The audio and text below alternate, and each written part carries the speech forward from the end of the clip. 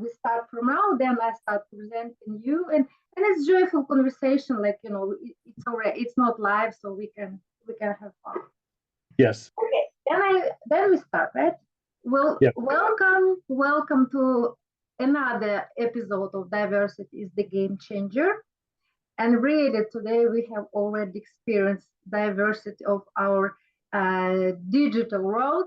And the most important to have resilience and to understand that we are not here to give up. And me and my beautiful guest today, he actually helped me, and he's recording now, even not me.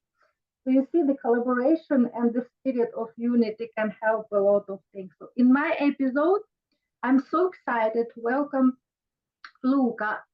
How should I pronounce correctly? It's Luca or Luca? Luca. Luca, okay. Luca Zerbini. Is it correct? Zerbini, yeah. Amazing. Italian. Oh, I like everything what sounds in Italian already. It can be whatever. It's already, I believe, it's so beautiful. It's like the melody for my ear. So please welcome. And he's an incredible guest who has dedicated his career to fueling sustainable innovation and driving impactful investment. Luca is founding partner and CEO of Terra venture capital fund dedicated to tackling climate change and restoring biodiversity through circular economy solutions. You can always correct me if I'm not right. Lucas' expertise in shaping strategic roadmaps, driving global growth, and fostering competitive advantage has earned him a reputation as a leader who challenges the status quo. His influence extends beyond businesses as he works to influence the United Nations Sustainable Development Agenda, taking on non-executive director roles and engaging in many diverse transformative discussions at prestigious platforms like I have already mentioned, United Nations, World Economic Forum, etc. So look, it's a great pleasure to have you here. Welcome to the show. Thank you so much. It's my pleasure to be here. Thank you so much. And it's already became the tradition of my baby. That everything starts actually from being a baby, being a child, once in our life, and even our greatest achievements, accomplishments today, they are connected to this small guy who was, I'm sure, was dreaming big, whose name is Luca. So if you could please welcome our audience and me into the world of little Luca, his dreams, his imagination, aspirations, and his mindset, actually, because now you are international, you are so global. But how was this guy? Can you please tell us this story? Thank you. Yeah, of course. I'm happy to share. Look, I was born in a very relatively small village in Italy, but part of a region that is quite open to the world, and I was lucky that my parents always taught that it was important for us not only to learn through books and schools, but also by visiting the world. And so they always took us to very international trips, to the US, to Africa, to Asia, etc. And I think that gave us from I say us, meaning me and my brother, gave us the opportunity to really know different cultures, be open to everything that we would find on the way, and also learn from them. So I always been very interested in learning. I think I was always very interested in reading books, etc., but also in exploring the world. And on top of that, because I was from a small village, we were very much in touch with nature. So I've always been in love with the environment, with animals, with plants, etc. I remember asking, my father to have a membership of the WWF or National Geographic very early on, and I was displaying them in my room, very proud of being part of people who could contribute to the world. So I think that is a bit my recollection, my memories is always been very open to the Mm-hmm. world in all sorts of ways, by visiting, by learning, by getting to know people that were from very different places and very different backgrounds. Thank you so much. It's very interesting story, and I'm so happy to realize that you have had the whole way unwavering support of your family, as I understood, right? And they supported your interest being open to the world, like, because many small communities, villages where I brought up, and I have already talked with other people, it can be actually very polar experience, that they want to be like, really, they, from the one point, they want to preserve their culture and all the traditions. I understand heritage, but sometimes it can go really like, they want to keep their kids close, and like everything outside is dangerous. So I'm so happy that your family, you No, had. and it was a real exception, because I remember a lot of my friends instead were exactly the way you were describing. They liked to be in their little nest. They didn't want to go outside. They thought that was the center of the world, or that it was the only that mattered. And at the time, people were not even really learning other languages, not even English, right? So it was very local in the sense. So I think we were, lucky in the way that I believe we were brought up very, very open to the rest of the world. Yes, I'm sure you've been very fortunate with your parents, but of course, it without your interest, without your engagement, So sometimes, not sometimes, it should be really like the meeting point between your interest and unwavering, and you have fantastic language, English language. Yes, and for us foreigners, me and you, it's not our native language. They say it's actually much easier for you and me to understand each other than even me to understand like Americans or British people. Yes. So, and now I understand it's great to find out that it has been already seeds of your interest in biodiversity, right? In nature, in interest in diverse culture already from the very young age, and you uh, trusted your calling, and you proceed your um, career and life and dedication further, right? So, and if you go together with us further in your life, how actually it was, of course, not, I hope, very smooth, but we always know that people who has achieved a lot of in this life, it we believe, or no, people believe that they came and they are born rock stars and everything is just like falling down, but it's not like that. We know it's not the case, right? So could you please tell us then, from a young age, and then your career, and actually slowly to what you are doing now in Una Terra, but uh, but it's not like, okay, now I'm jumping just to that and almost finished, but like, Yeah. you know what I mean? Because I already see this logic, but I want, of course, to know your story, because the storytelling Yes. is most important, right? Thank you. No, absolutely. So, look, I think because I was so interested, again, thanks to my family and my upbringing, into living abroad, as soon as I graduated from engineering university, I went to France, actually, where Mm-hmm. I was working with Hewlett-Packard, so a very international corporation. I had a lot of time spent also in California and back. And I really thought it was important to learn technology and business to be able to solve some of the problems that we had in front of us. And so I think from the beginning, I was always very interested in innovation, in growth, but always with a purpose. Mm-hmm. My purpose has always been related to the environment, but I think at the beginning of the career, I really tried to again learn as much as possible now to use business for the right reason. So I went to Hewlett Packard first. Then I said, look, am I sure that this is the industry I want to work for the rest of my life? I'm not. So I went to Bain and Company, consulting, management consulting, Mm-hmm. where I could explore very different industries. So I work in automotive, I work in consumer goods as a consultant. Mm-hmm. they also sponsored me to my MBA in the US at Wharton. So I spent 2 years in Philadelphia where I could expand even more, my knowledge. I really am a big lover of learning, and I think you can continue learning every day of your life forever.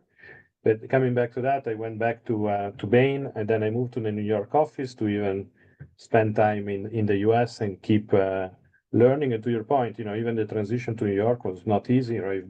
Very big, city compared to what I was used to. Definitely, amazing once you learn how to live in it, but I think it took time. And then what happened was that I work in a private equity group where one of the clients that I was working with for an acquisition asked me to actually jump on board and become the CEO of a company that they acquired. And that's Wow. what I did.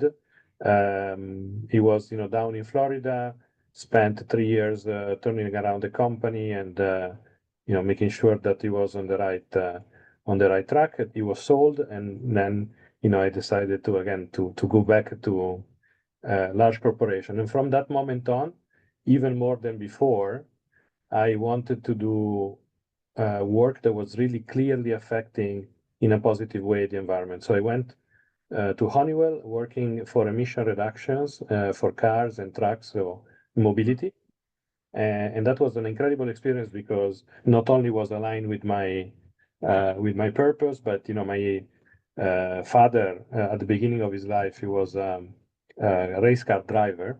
Very long story, but as a result, he working with automotive for me was going back to circle also to that one, and the company expanded very quickly to become global and very successful because it was providing solution to reduce emissions. So I realized very quickly how if there are the right regulation, if there is the right market environment, you can actually create a lot of value with sustainability. So there is no trade-off between the two, between business and sustainability. So after 4 years there, where I was leading the marketing agenda, I was actually asked to by a headhunter to join another company with a very similar issue, but in packaging. So I went to Amcor, which now is the largest company in the world for packaging. They are 22 billion, I think, right now. And the company is also there. There was the big issue of plastic in the ocean, but it was not as evident as it is now. At the beginning, it was just part of the conversation. So we set up an agenda. I was the head of strategy, then became the head of marketing, R&D, and sustainability to really work on how do we find solution to plastic pollution in the ocean and everywhere. And we created a very strong, agenda for the company. We were part of the Ellen MacArthur Foundation New Plastic Economy. We really drove the change in the entire industry with commitment from all the large players like Nestle, PepsiCo, Mars, to make sure that they would create more recyclable plastic, more recyclable solutions, not necessarily plastics, and reusable ones and biodegradable, etc. So that work showed me that in another industry you could actually do the same thing. It was a much less regulated one, but then the regulation started to enter and helped as well, while the market, of course, was doing its own part.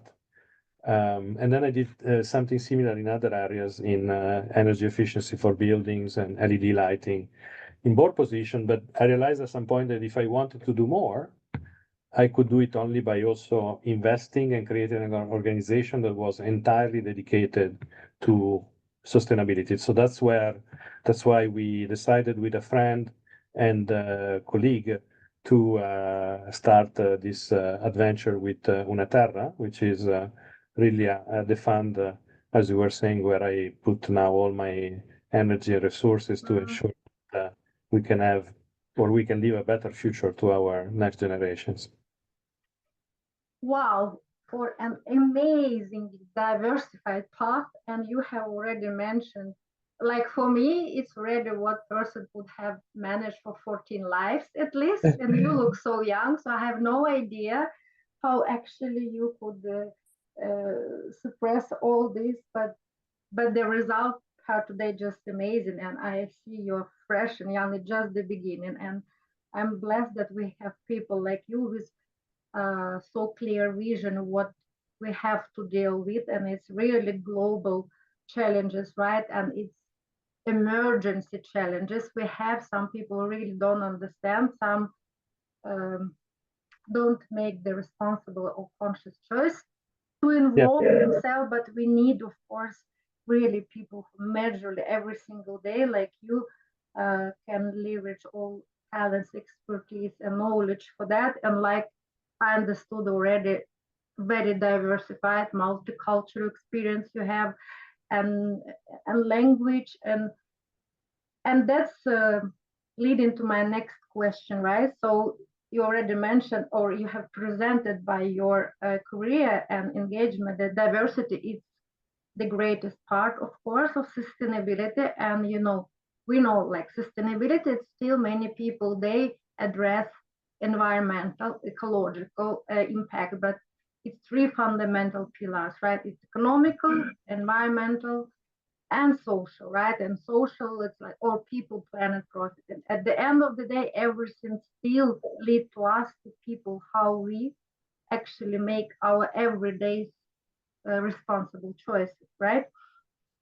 And that's why we need all together, united, to make the impact. And that way I'm in, and this is the part of my research PhD, it's about diversity and, of course, inclusion. Because without inclusion, diversity, it's a mess. It can be challenging, right?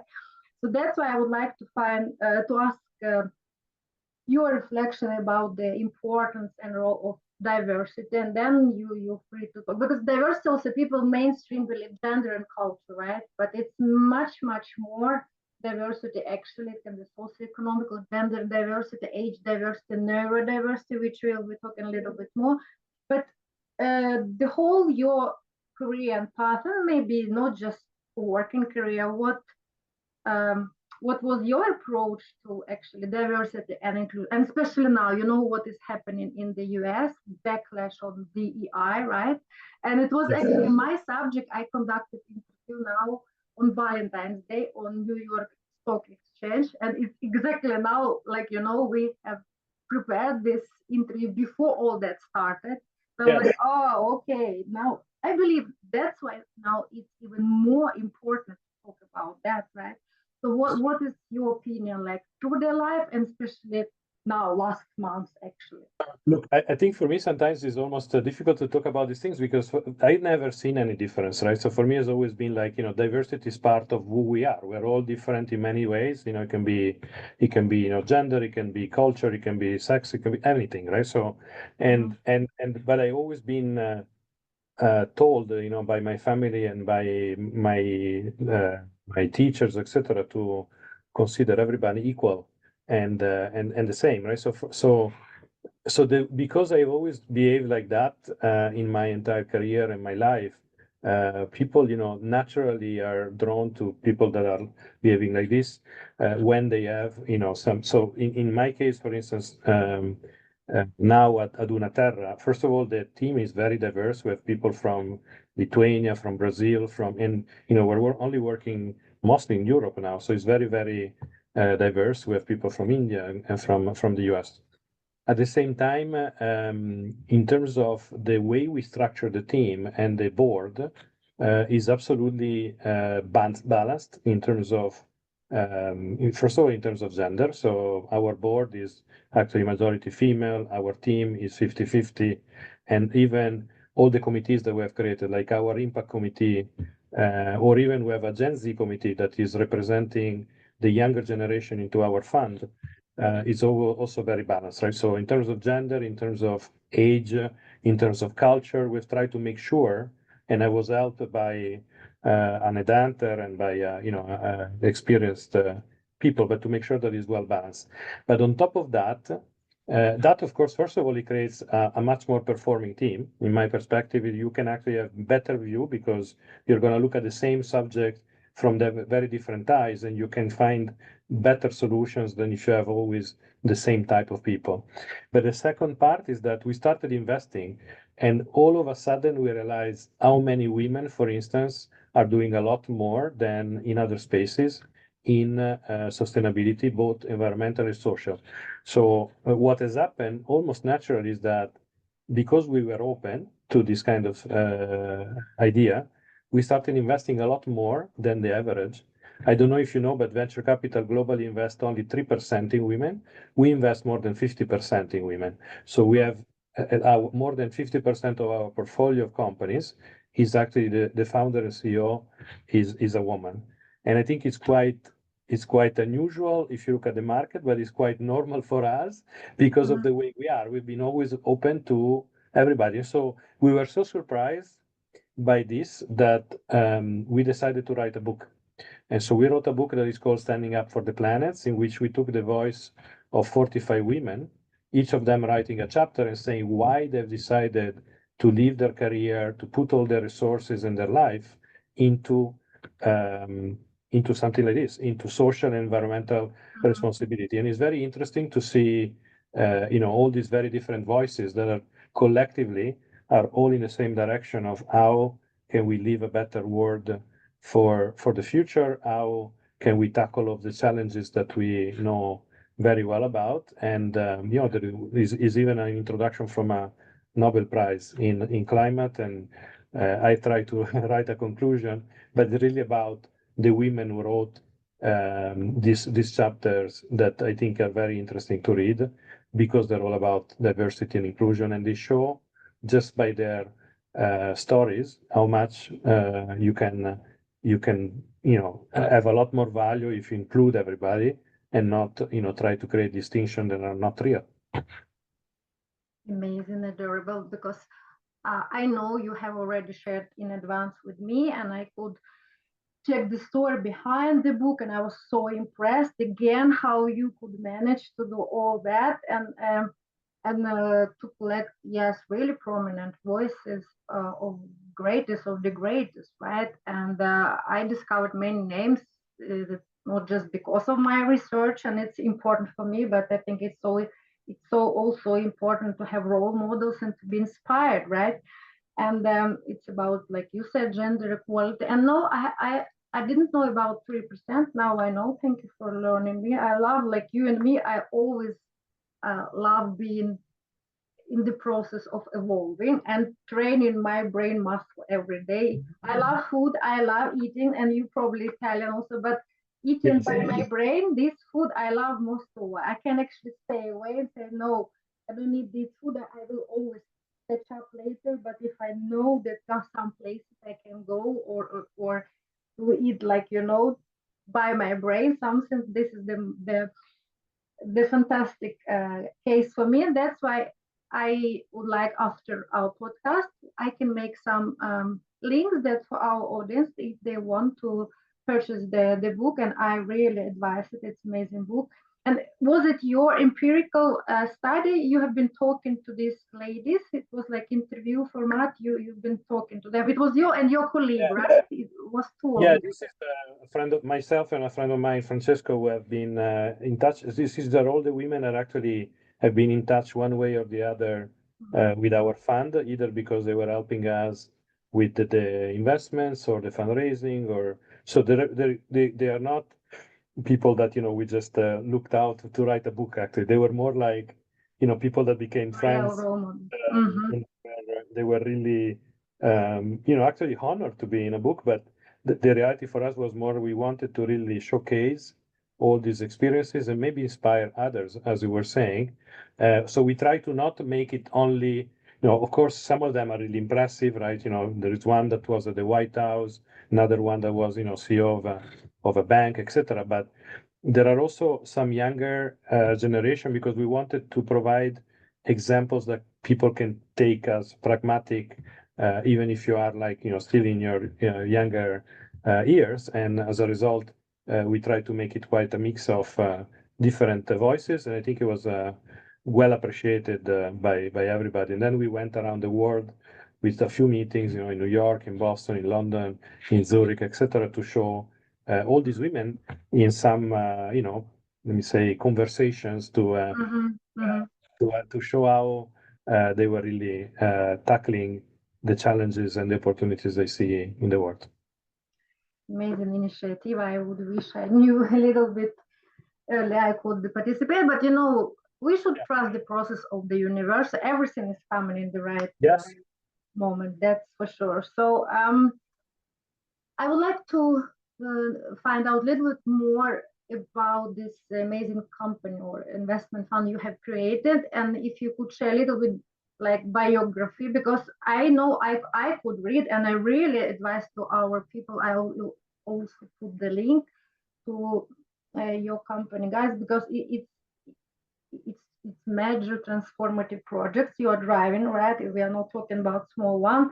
That's why I would like as many people as possible can get to know, again, like inspirational roles, like maybe also some kind of ideas that people can reach out to you guys, and to make this long-term change together for the better world. So, because you already mentioned about board, about can you tell a little bit about maybe structure and what kind of major maybe projects you are involved now that you would like to share with people actually? Thank you. Absolutely. So first of all, look, the fund is a normal Luxembourg fund. Most of the funds in Europe are based in Luxembourg for, regulatory and compliance. Nothing special. Our headquarters is here in Zurich, where I'm based now.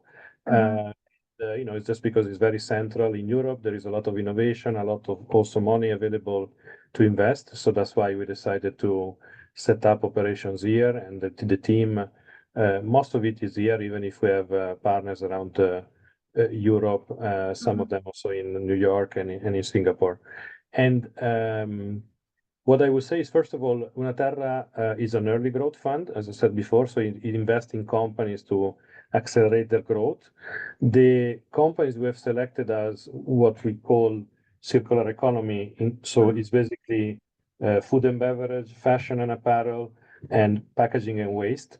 And the reason why we are tackling this is because there has been a lot of investment already, as we know, in energy, like solar and wind, etc., in mobility, electric vehicle, etc. But in the space of the things that we use pretty much every day, right? The food, the packaging that we touch every day, or the fashion, that we use every day. In reality, there's been very little improvement, and these companies particularly the big corporations, are under a lot of pressure to find solution, because there is a regulatory requirement. There is the consumer saying, how can it be that you use this thing once and you throw them away, and they're going to create a lot of issues for us with plastics, microplastics everywhere, with emissions, etc. So these are very big industries. Overall, they represent 5 trillion globally in revenue, so it's a huge potential. And there are still not enough investments, but there are a lot of people who have ideas and capabilities to tackle them. So we have invested in a few of these companies that I can talk about. And then the other thing that we've tried to do is not just be a fund, but have what we call a radical collaboration network. So a big ecosystem of partners with which we have signed partnership agreements that can help this company grow and achieve even better results. So we start with agreement with, for instance, the Ellen MacArthur Foundation or Cambridge or Copenhagen Institute of Interaction Design to help companies from an impact perspective, right? So what does it mean to generate sustainability? How can you measure it, etc. Then we have companies that can help them from a growth perspective. So we have, marketing companies. We have, partnership with Forbes and with Time and with many of the communication companies, let's say, media, but also with talents. So people that can provide talent instead of requiring money like you would usually ask for cash, they can actually accept equity or other ways to be paid, so that even a small company can sustain that. And then we have also made some philanthropic agreements so that we can use what is called blended finance to set up some project. And finally, of course, we have a number of investors. Among others, the Italian government is an investor, or the Foundation of the Prince of Monaco, is an investor, and a number of others that are really helpful because very often there is overlap between what we do and what they do. So we not only have them as investor, but they can be partner to make changes when we need to. For, as an example, Monaco, being on the water, has always been a big leader in ocean investments. And between oceans and all the things that we are investing in, like you have a lot of plastic in the ocean. Oceans are the largest carbon sink, so there is a lot of emissions that go into the ocean. As a result, working together with them makes a lot of sense because they can bring that know-how, we bring the circular economy know-how, and we can find better solution together. So that's an example of our partnership network. So I think the three main characteristics of Terra that try to differentiate it from others is not only the focus on the circular economy, the fact that the people in the team, like me, have a very long experience in the industries we invest in, but also we have created this partnership network that goes beyond the limit of a fund, which is only investing money. Yes, money is important, but you need to also have people who are really experienced in the space they invest in. And so we try to provide that expertise, that network to the company we invest in. Wow, this is very interesting, and I'm happy to get the evidence that your company in your focus really so holistic. Like for me, it's really holistic approach because, like you beautifully already mentioned, yes, it's true. It's like major focus on sustainable energy, yes, or yes, plastic in the ocean, and a lot of maybe about forest and rainforest. But actually, maybe people that somehow sometimes believe, oh, this is so major, and what I'm doing here in my every single day, I'm so little, I don't have that much impact. So I actually, okay, I don't need to be there. But it's amazing that by your initiative, you can actually show the example to, like you already mentioned, this book to all kind of generations that no, you can start from very simple choices, everyday conscious choices, because yes, we don't maybe realize, but the most choices we make every single day, we interact with clothes every single day, right? Every single day we decide what we should put on us. And I was in shock because I hold the podcast about sustainable fashion because I'm into fashion myself, and that this is my great advocacy now. And when I could start just delving a little bit more in this fast fashion and everything, all that damage we have because of textile production of 16 collections of I don't know, H&M, Zara, whatever, which lands and that landfill, right? And water usage and electricity, and for coloring this textile, transportation and everything, just even 30% never sold, and already just directly. I was in shock. I was like, really? We know that kind of, okay, maybe that and that now, like, this trend fast fashion, but even like extra fast fashion that people on TikTok, because you can go and buy teenager like $3 t-shirt, they never use the same one. There is no commitment to actually the item like that, right? Before we used so much time, it was slow fashion. It was really the purpose of this clothes, right? And now, and I had no idea that I believed actually the aviation, because everybody's talking about transportation as well. It's damaging for sustainability and pollution. But actually, after oil and gas, it's textile industry number 2, which is most damaging. So I was like, I was in shock. Oh, even me, I was not, aware consumer, because now we are in the era of over consuming culture, right? And we, like you and me, we should really talk, yes, like fashion, packaging. It's actually even packaging for toilet paper. We don't need 2 or 3 this plastic, because I have beautifully podcast with Paula Luz. She lives in Amsterdam now. She also very diverse person. She used to be a filmmaker in Hollywood, 23 years, and she wanted to make impact and sustainability there. And now she came back and started up making special sustainable toilet paper, just a little bit smaller size, because she already understands that we don't need like that. She studied the whole history why toilet paper this size and how much we just throw away. A lot of, but also again packaging. Now the next question, Valeria, I need sustainable packaging, because how many plastic, and she was really into detail and learned me so much. I was like, oh, I never reflected about that. Like, so you mean these special areas you are prioritizing, they're actually so important, because it's every single day we are interacting them. And if we learn our teenagers and younger generation, of course it can start from you, because it's just about small change in your approach, that you are also in this process. Because if you make a little bit more responsible choice, if you ask yourself before you're doing something or choosing something, is it sustainable or not, is it okay, just like this is the most important what we can do, right? So I love what, because when I saw you Una Terra, and for me it's one earth, right? It's One earth, yes. In Italian, amazing. yes.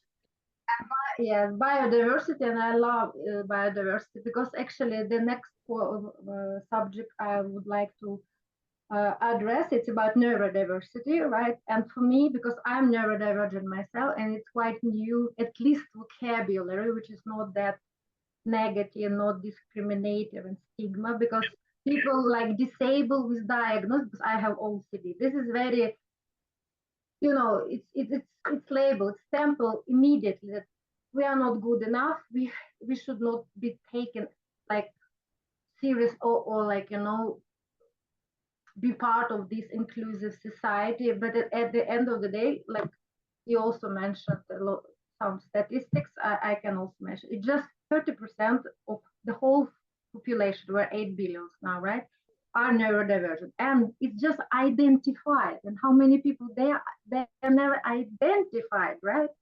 So it's actually a huge part, like, but people like me and neurodiverse, it's just our brain, they're different.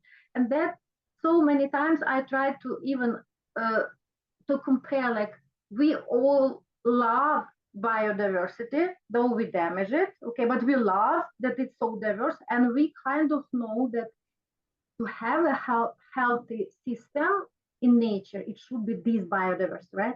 But then also, why then people, why neurodiversity cannot be like biodiversity? Why we cannot embrace us? Because also we are so different, right?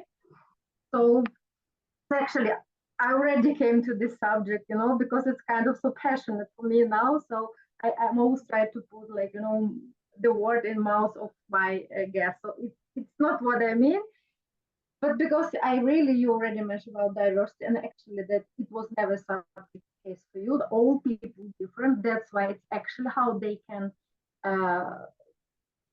knowledge share, right, and accomplish more performance in all the way, Yes. in special sustainable way, right? Because how we can actually fight global problem, which actually are connected with everybody, with diversity, without including diversity. No, exactly. Absolutely. For me, like, first of all, as I said before, like, it's not, I don't see differences, because there are differences. It means that there is value, right? See, otherwise, if we were all the same, there would not be any value.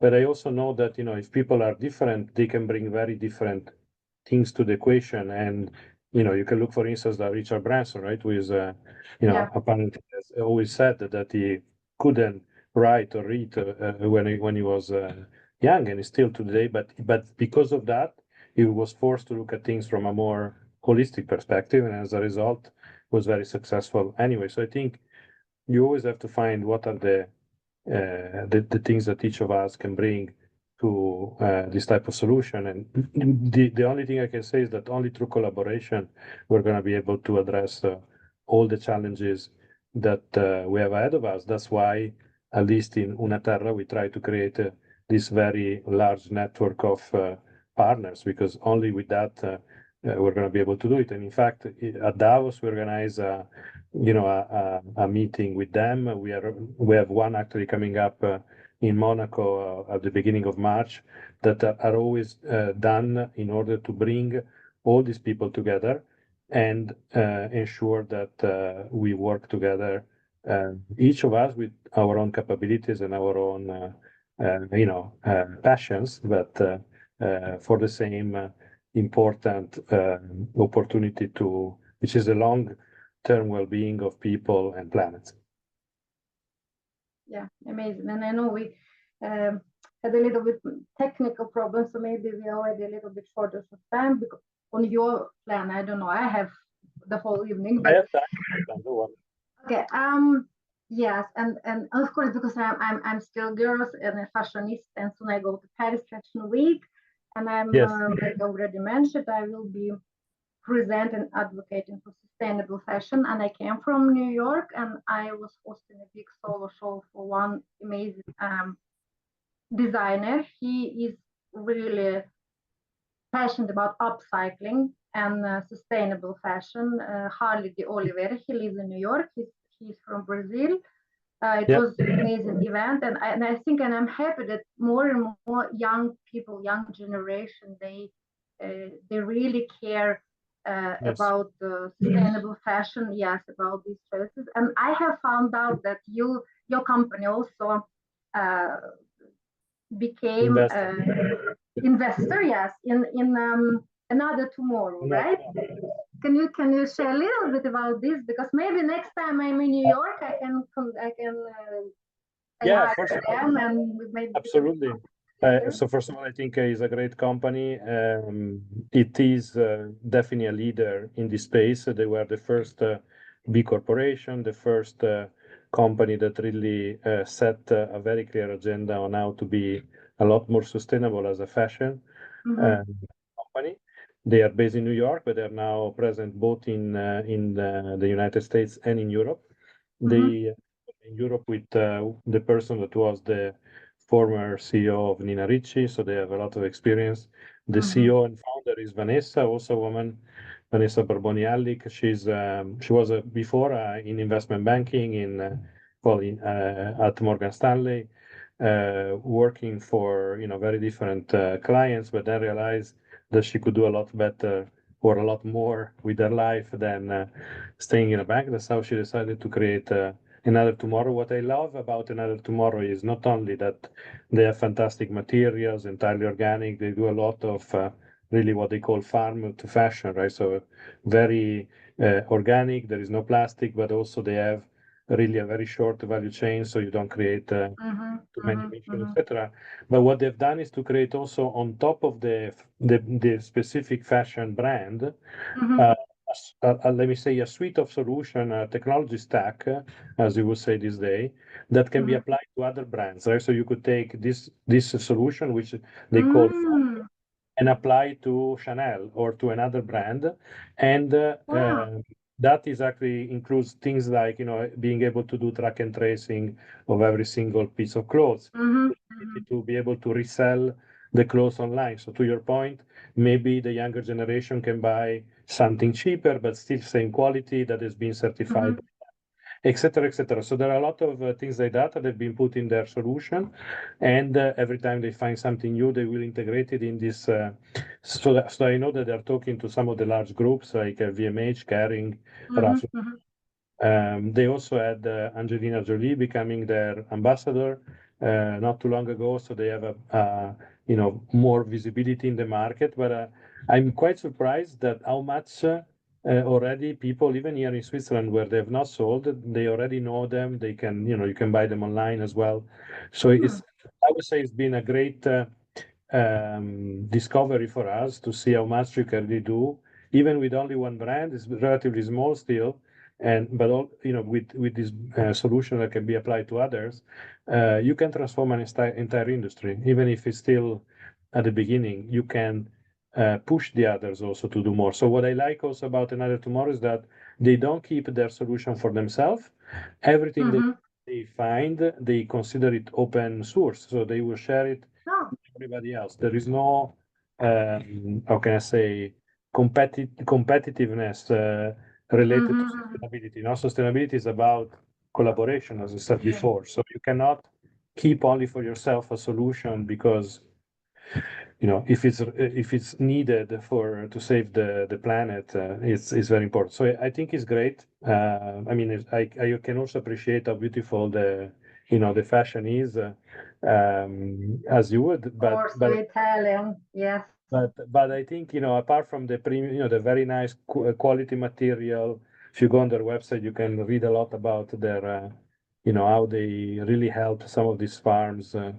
But yeah, I think it's great the commitment that they have and the very strong, and even there, actually, if you look at their entire team, I would say 90% are women. It's quite, you know, compared to the typical mix that you will see in other places, is quite impressive that they found amazing team members.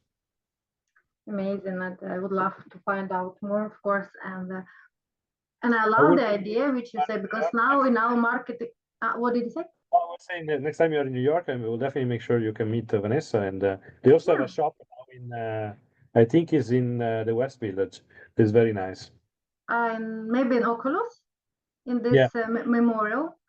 I don't remember where it is but in New York, in yeah, I don't remember where, but yeah, it's very nice.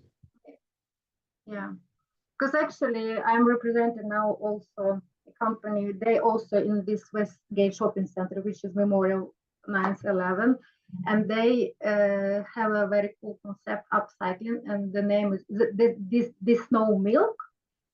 And it happened also for them, like they were just boys which bought a lot of vintage clothes and upcycling and start making, like, you know, different painting, hand painting, or a lot of nice stuff. And suddenly they were just in the backyard and everything. And then they even didn't know how it happened, but suddenly they saw on the TV show that somebody was, because it was so nice. And then they found out, oh, Whoopi Goldberg bought them just online.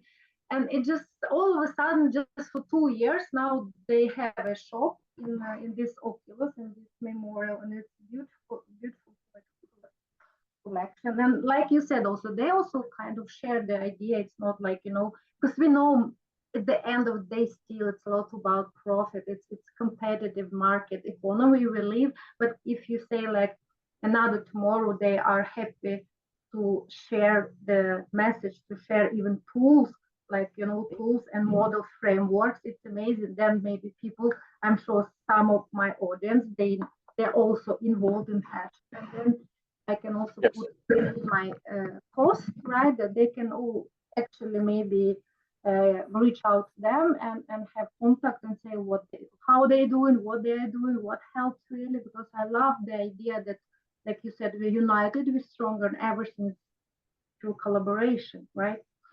Yep. Beautiful conversation, and I hope one day we can meet and chat more.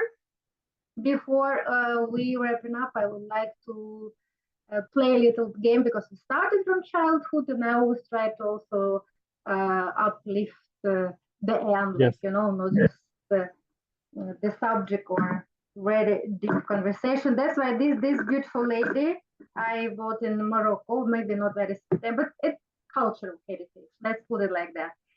So this is a pink one, and I love this, is my favorite color. And this is, you know, this is from fairy tale, right? And you know which one?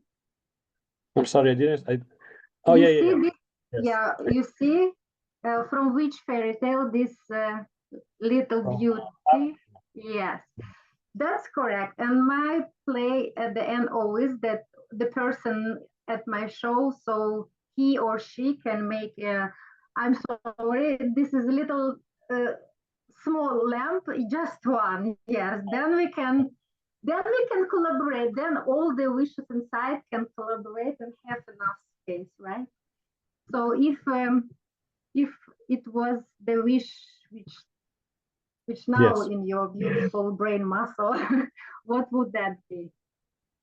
Well, my wish is always the same, to have, you know, the opportunity to leave a word to our next generation that is better than the one we found.